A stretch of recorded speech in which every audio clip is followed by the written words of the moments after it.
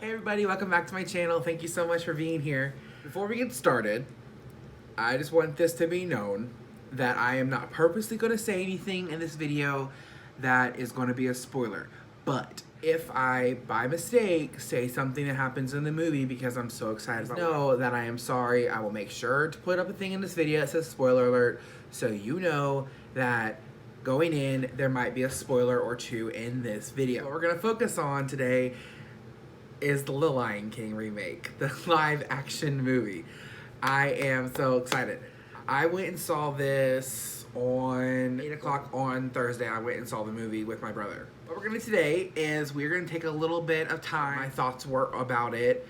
I'm gonna do like a little bit of a movie breakdown, give some of my point of views of the movie itself, and give y'all just a little bit of some insight on the movie before you go to see it. So the movie started off with the iconic intro, the iconic scene in the movie where the sun comes up, animals start to move, and you get an automatic, like, right into the movie CGI of the animals, and they look fantastic.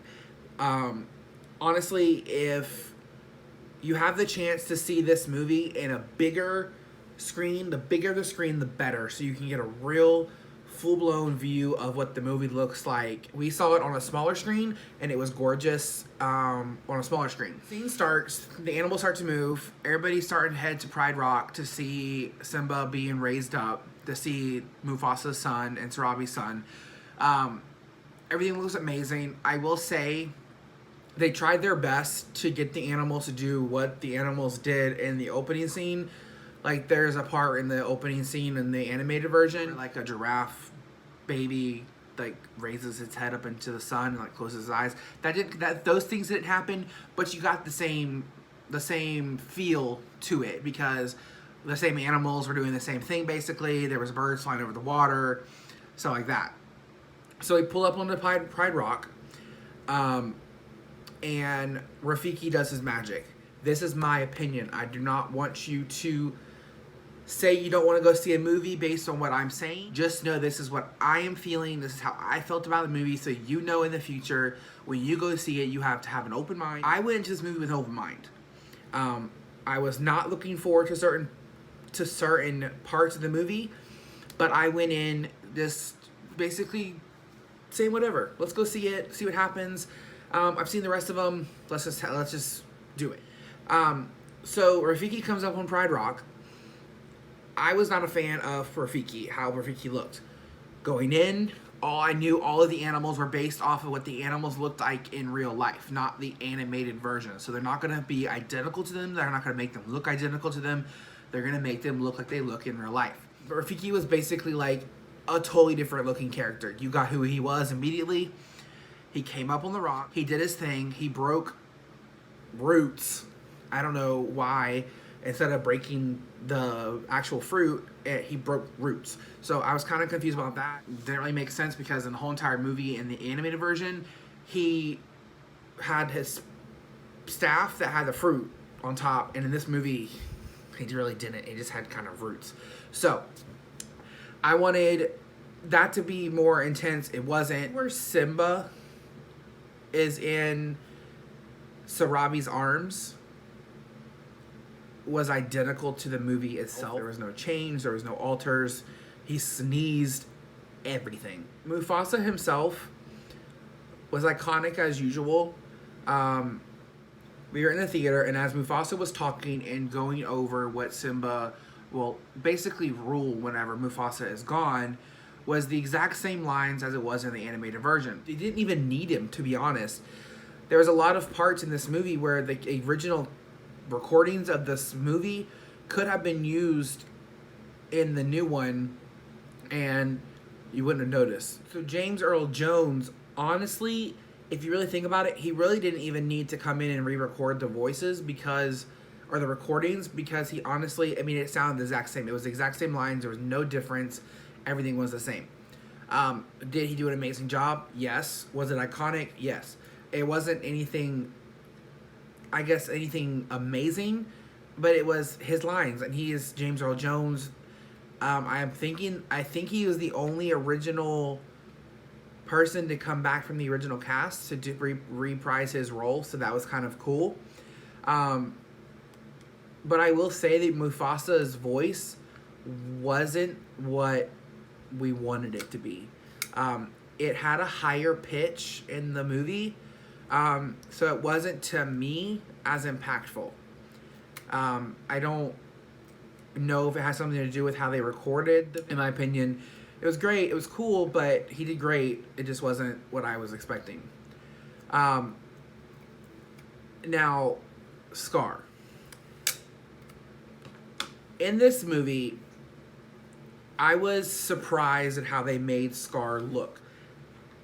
To me, he looks amazing. I wasn't really thrilled at how he looked when the trailer was released. But when you go see the movie, it makes sense. He looks like he is a part of the hyenas. Like, he looks like he is meant to be living with hyenas. He's suffering. He doesn't eat enough food. He is deceiving. He is cunning. He is scary. He kills, which not a lot of villains do in Disney movies. So you go in, you're like, I want a scary, I want a spooky Scar, and you just don't get that. Scar's voice in this movie is not very scary. It is just not there. I don't know what it is. Nothing against the actor who plays Scar, but this movie just, I don't know. The actual movie, how it came out, doesn't fit the guy's voice. Scar, the character, and the guy's voice don't go together, if that makes any sense. It wasn't deep enough. It wasn't raspy enough. Going into the scene where Simba and Nala, they go off and they go to the elephant graveyard or boneyard. This movie, the iconic scene, there's bones everywhere. There's giant bones. I mean, it really doesn't even look like elephants. It looks like whale bones. They're so big. There's so many, and it's kind of scary. There was lack of bones in this graveyard. Whenever you go to, when you go to see the movie, there's not a lot. It's not very scary. It's not very spooky.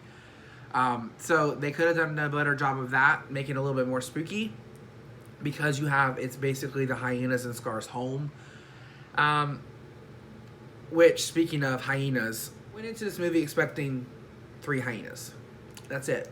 I was expecting the main 3 hyenas that were in the movie, and that was it. I wasn't really expecting as many as there are. There are a good amount of hyenas that are in the graveyard scene. So going into that, I even asked my brother whenever that scene came up, I was like, why are there so many hyenas? Why are there 5 or 6 hyenas when there's only supposed to be 3? That was a little bit confusing. The hyenas look great. I think Shinzi, the female lead, she talks too much.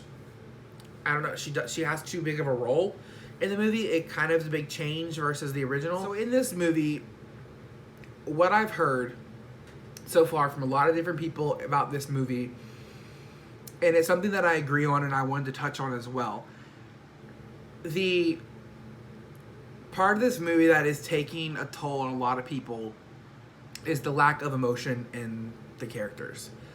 Now, in an animated movie, when a animator or a artist wants an animated animal to have emotion, they can do that. If they're sad, they can shed tears. They can be sad. If they want them to be happy or laughing, they can do all that. You can't really show emotions on a CGI lion or a CGI hyena. There's not much you can do. So in parts like I Just Can't Wait to Be King or the song Be Prepared, there just isn't enough emotion. So the songs themselves just lack, I don't know, it's a big part of it that doesn't really, you're missing it. You want it, you can't, but that's not gonna happen. The scene where Simba is on a giraffe's neck and Nala is on a giraffe's neck. You can't do that with CGI lions. It just doesn't, it won't work. So we missed that part of the movie, so that I Just Can't Wait to Be King scene is kind of boring. I will give credit to where credit is due, that the child actors who played Simba and Nala, have amazing voices. They are so good. They sound so good. They did give Nala a little bit more of singing lines in that movie or in that song, which they did not in the original. And she had one line and she was done. The song "Be Prepared."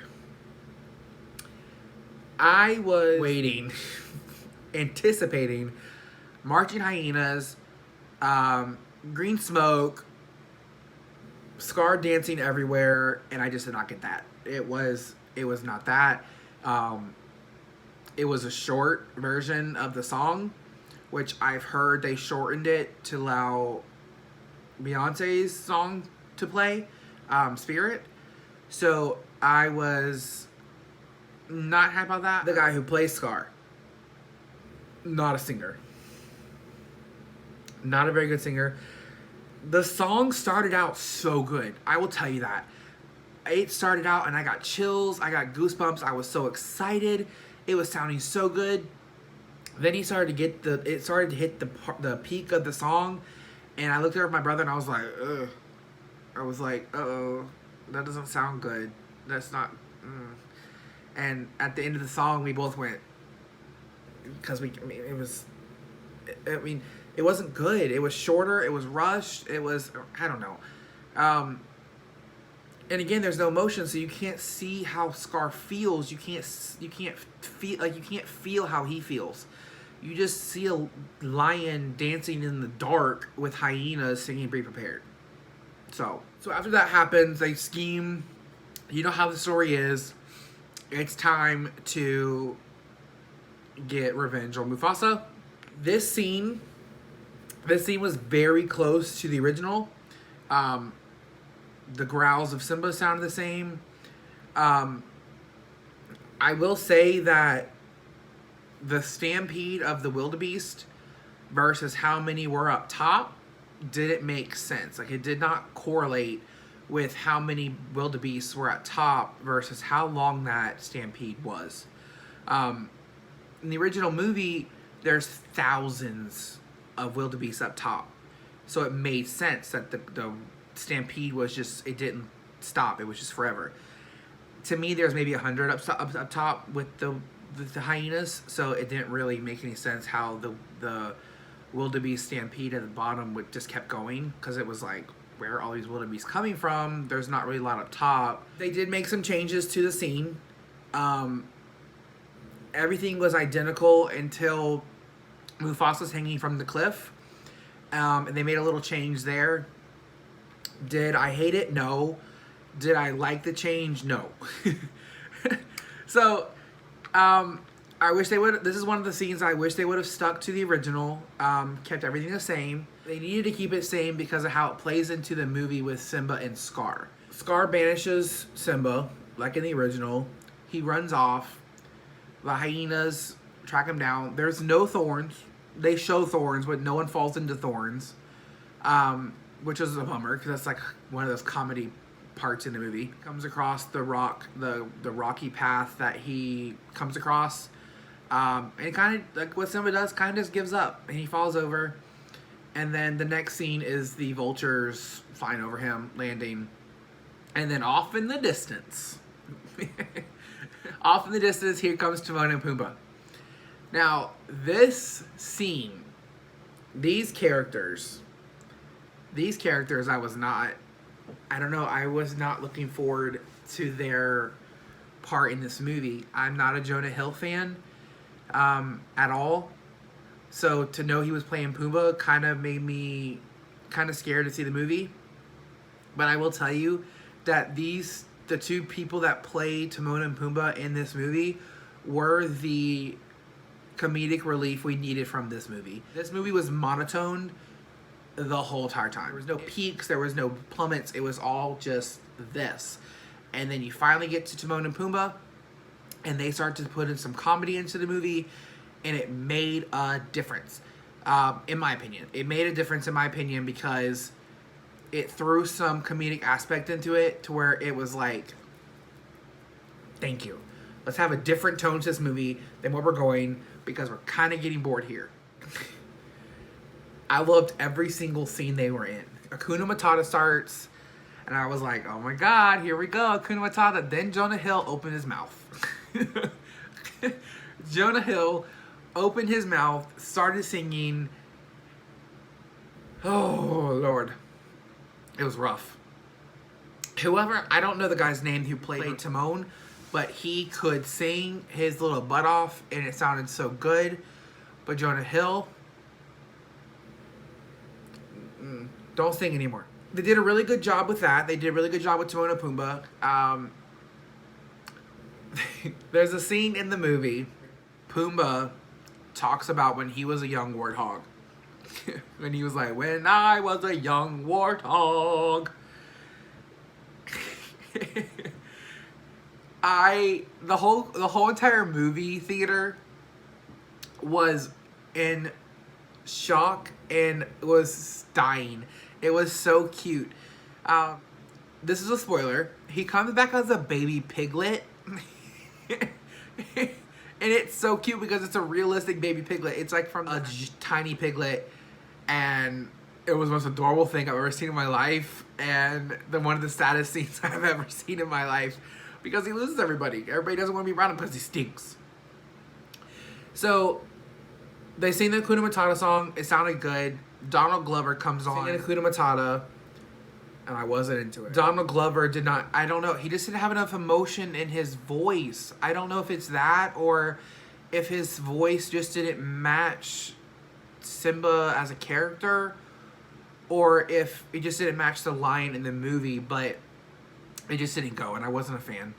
But it was a good scene. They did great. They taught him how to eat bugs, which in the movie, Timon and Pumbaa don't want him to eat like deer because it's meat, and he's a carnivore, but yet he's allowed to eat bugs, living creatures who are right there too. So they're doing their thing. They're looking at the stars, and at the end of that song, they're looking at the stars, looking at what stars are.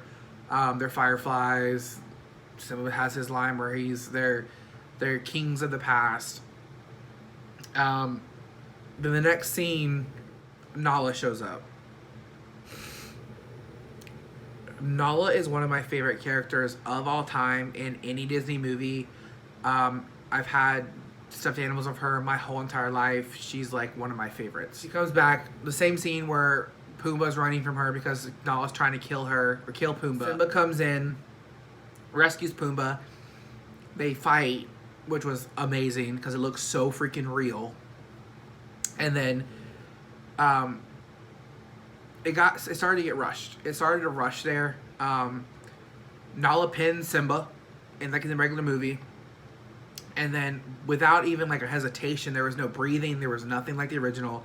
It was, she pinned him and he was like, Nala? Which was not, you can't, I mean, I guess you can recognize someone that fast, but it's been months and months and months since you seen this lion. You would think you wouldn't be able to notice that quick. So it was a little rushed for me. It was rushed in another way that she literally was like, oh my God, I missed you so much. You need to come back to Pride Rock. Can You Feel the Love Tonight comes on. They're doing their thing. They're doing as much as they can with CGI lions, with the kissing, with the rubbing head, all that kind of stuff. They're doing as much as they can. And Beyonce absolutely outsings Donald Glover the whole entire song. In my opinion, all you can hear is Beyonce because of how strong of a singer she is. So, was it bad? No. Was it good? Not exactly. It's one of those songs where you're just like, okay, it's there. They had to put it in. They did it with the best they could, but I just wish they wouldn't have put someone in that has such a noticeable, distinctive voice. Beyonce's singing voice and Beyonce's speaking voice is so distinct. When Nala spoke or Nala sang, you didn't get Nala, you got Beyonce. So it kind of made me upset in a way because I love Nala so much, but it was okay. That's all I can really can say. In the animated movie, Simba knows that he needs to go back. He finally realizes he needs to go back, and he does this dramatic run with the dramatic music on the sand back to Pride Rock. They didn't have one of those in this movie. They replaced that whole entire scene with Beyonce as Nala singing Spirit. So Nala wants Simba to go back, obviously, to take his place as king. Simba doesn't want to because he doesn't want everybody to know that he killed Mufasa. So he finds Rafiki, does an iconic scene where he's running through the jungle, running through all the trees, finally comes up on the water. Mufasa does his iconic line, and to be honest, I personally love this scene. It was amazing. It really was. They didn't have a lion in the clouds like they did in the original, but you didn't need it. I mean, to be honest, it sounded amazing with James Earl Jones's voice in the background, and it was enough. Simba figured out what he needed to do in the movie. You all know how the movie goes. Catches up with Nala. As all that was going on, I'm pretty sure that Beyonce sang Spirit as she was going back, and then Simba did his scene with Rafiki, and then they met up together and headed to Pride Rock. They decided they needed a distraction. This was, if not the best scene in the whole entire movie. I'm not kidding with you. And I'm not going to give it away. I'm not going to spoil this for y'all because y'all will not... I feel you won't like it as much if you already know going in what's going to happen, because I didn't. No one did. And the whole entire theater was dying. We were laughing our butts off. There's just a part where Timon is doing the luau, offering Pumbaa as a dinner, as a distraction to the hyenas so they can get over to Pride Rock, not Simba and Nala. And they changed it. They altered it into a different form, and it is hilarious. It is hilarious. You will love it. I'm not kidding you. You will love it. So when you see that, if you go see that scene after you've seen this video, please leave a comment down below on what you think of that scene. And if you laughed, okay? Promise me you'll do that. They finally get to Pride Rock. Sarabi in this movie is... They raised her... Obviously, they're going to have to do it because they have such an iconic person playing Sarabi in this movie, the voice. So they had to add more lines to her. Her leadership was great. But Nala's leadership in this movie is outstanding. Whenever they finally figure out the truth with... Nala rallies the other lionesses to battle with Simba and showed amazing leadership and what a queen should be. So that was really cool, which you got to see in an animated movie. The fight scene between Simba, Scar, and the hyenas and the lionesses were cool, but this live action, the CGI, oh my god, it looked like you were sitting there watching a National Geographic fight between lionesses and hyenas. It was so good. It was graphic. There was no blood, obviously, because it's a Disney movie, but it was still graphic, and it was amazing, and I wanted more, and they didn't give me enough. There was fire thrown into Simba's face, the coals, which was cool. That was true to the story. Our Scar falls off the edge. Somehow he survives. Mufasa can't survive a cliff fall, but Scar can, who's weaker. The ending was good. It was. Simba runs up to Pride Rock. He goes up there and he roars. The lionesses roar, chills, goosebumps, any way you call it. It was a really good ending. Would I see this movie again? I might see it one more time, just so I can see it again to really get another view of it, so I can see how it looks like again, and maybe go to a bigger screen so I can have a better chance of seeing it up close and bigger, and better quality. Do I recommend this movie to you? Yes. I recommend you go to see this movie if you are a Lion King fan, or even if you're just a Disney fan. It's very nostalgic. It is very close to the original. They do throw their own spins in there, which is really cool. And it's really cool to see the characters look like they're supposed to look. I gave this movie, and I've been telling everybody this, it's a 6.5 out of 10. Strictly on some of the voices, how they sound. There are some scenes in the movie where you can clearly see it's CGI. You can clearly see it's a fake lion. It's not a real lion. So it kind of throws off your imagination into what you're supposed to be looking and thinking. And there's just not enough emotion. The movie is just kind of blah. There's parts where it's just that. So, I like the movie. I love the original. I like the second one better. I will tell you in the final scene, they do bring Kiara in, which is Simba and Nala's daughter for Lion King 2. So maybe they're going to do something in the future with that. But yeah, it was a good movie. I'll probably see it again. I don't know that it'll be as impactful as Beauty and the Beast or Aladdin. I don't think it's to Beauty and the Beast's level. I really don't. It's visually appealing, but I don't think it's going to bring as much money in as Beauty and the Beast. I'll say it that way. It's not gonna do as well. But I did want to show you. I did get the poster, and I did get the mini poster up there, but I was able to get a popcorn bucket. It's a metal popcorn bucket. It's kind of simple, but I wanted to get something because they didn't really have a lot of representation of the actual movie out, so you can't really buy a lot of merch. They did have blankets, and they did have Funko Pops there, but they were kind of expensive. They were like $11 to $12 a piece, so I just stuck with the popcorn bucket because I can put this up on my shelf or up on the wall or something. It's just an empty popcorn bucket. I'm not a popcorn bucket collector. I wanted to get something that represented the movie without just being the poster. So, with that being said, go out and see the movie. When you go and see it, make sure you leave a comment down below letting me know that you went and saw it and what you think, because I really want to know y'all's opinions. Or hit me up on Instagram. The link will be right here, and I'll also put a link in my description below. Go follow me there so you can see pictures of what I posted there. What I post on Instagram is when my latest videos I posted, things like that.